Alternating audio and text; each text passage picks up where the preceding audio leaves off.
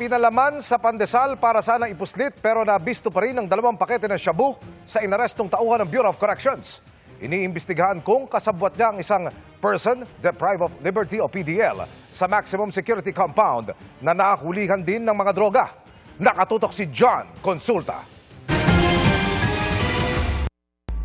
Nahuli ng Bureau of Corrections Inspection Team ang kontrabandong itinago sa isang balot ng pandesal. Isa sa mga ito ang pinilamanan ng isang sachet ng shabu, habang ang isa pang sachet din ito ay itinago sa ilalim ng mga pandesal.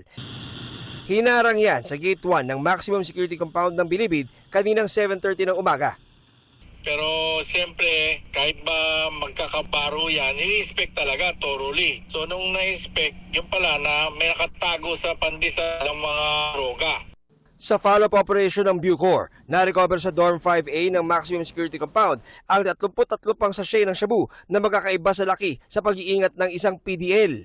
Napag-alamang madalas umanong dumadalaw ang inarestong Bucor personnel sa naturang PDL noong ito ay nakakonfine pa sa Bucor Hospital sa loob ng piitan. Duda namin, sila ang nagkakakontsabahan para magpuslit ng mga droga sa loob. Kaya pati yung PDL, iimbestigahan din dahil makakasuhan na naman siya ng anti-drug trafficking. Lalo siya makukulong ng mahabang panahon.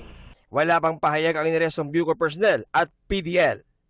Naharap sa paglabag sa dangerous drugs law ang dalawa. Ayon kay DG Katapang, agad gugulong ang proseso para matanggal sa pwesto ang naarestong Bucor personnel. Para sa GMA Integrated News, John Consulta, nakatutok 24 oras.